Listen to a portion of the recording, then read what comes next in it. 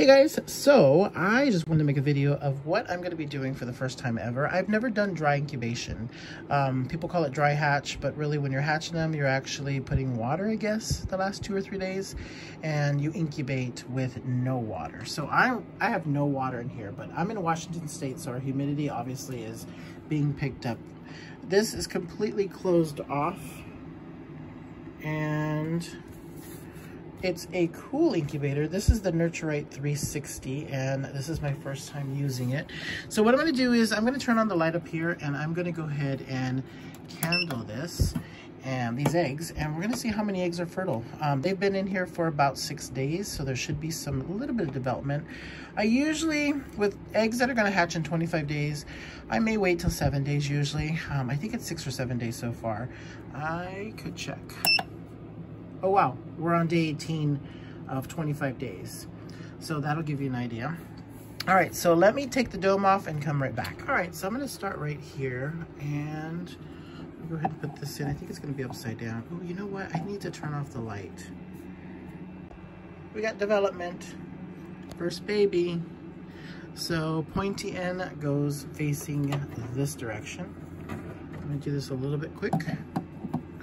There's development. See the little tiny circle with the little baby starting there? How cute. Now this one is actually not on day 18 of incubation. I did put a few eggs in here that should not be in there. They're like 2 to 3 days, or 3 days difference. This is gonna be another one, so this will be clear for now. So good example of what I shouldn't be doing. And once you see a lot of development like this, those are the ones that are on day 18 of incubation there. So look at that. Little air sac on top. So these, I believe, will start to look all the same. Look at the little baby. That's gorgeous. Ooh, that looks almost like a crack on there. Gosh, these are tiny little cauldec eggs. They're bigger. Oh, look at the little babies. Oh, let's hope these are all blue-bibbed, black ancona, if not magpie. Look at that. Look at all that development. This is looking great. I'm doing this one by one. The oldest egg would be about 9 days old before I stuck it in here, because I wanted to collect the week's worth. So I won't be surprised if I come across something like this. So let me make a little correction in this part of the video. I think this is actually one of the eggs that I put in that actually only has like 3 or 4 days of incubation. So it probably is alive, because it did look like a circle, and then the little dot will start in the middle where the little baby develops. I'm gonna finish this and then we'll come back to that.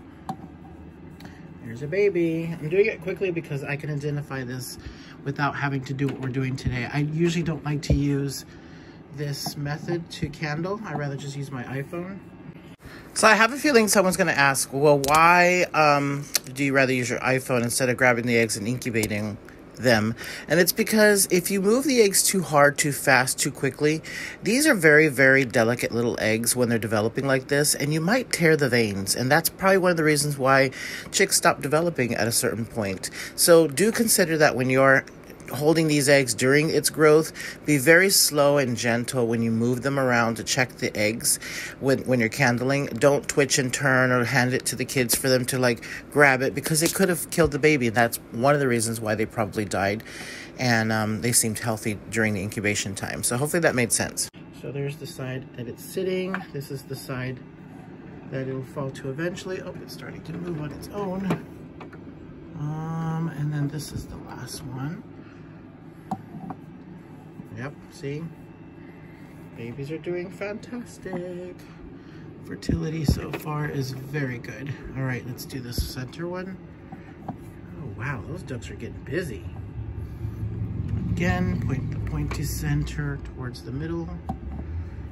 Yep. So far, it looks like only that one has an issue. Yeah, look at this.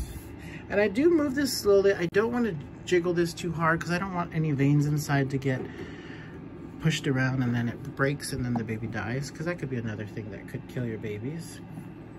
Oh my gosh. I think I have one more after this to do, I think. Okay, we're about done. Yep. all of these. Okay, so where's that one that was not good? Is it this one? Yes, this one. This is the only one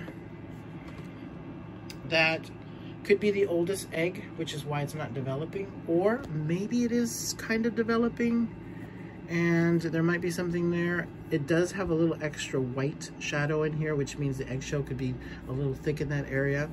So one thing I'm gonna do is I'm going to put this one out by itself over here. Oops, facing pointy in that way. I had to start the camera again because the light here turned off. This doesn't stay on all the time, so that's good to know. All right, so every egg in here except this one is developing. Be right back. All right, so I'm back. So every single egg except that one is developing, and if you leave this on an accident for too long, it turns off automatically. Otherwise, you can turn it back on right here. I'm gonna turn it back off. That light was good enough to actually make this video without this light. So that was kind of amazing. It is like 11 o'clock at night. So of course that was perfect to be able to candle these like this. I do them in the dark. I do them quickly. I usually don't really candle something that's 25 days, you know, this early. But like I said, all of the eggs except those 3 or 4 are on schedule. This is day 18. So that means when these hatch, these guys that are left behind, I'm gonna have to put them under a hen because anything that hatches, I don't want all that bacteria to kill off those eggs. So I'm gonna take those, once I see pipping in here, I'm gonna quickly look for those older ones right over here, or newer ones, and actually put them under a hen to incubate because I always have silky hens incubating. So I'm gonna research more about dry incubation, and this goes up to 99.5. I'm doing no humidity. I added no water in here at all.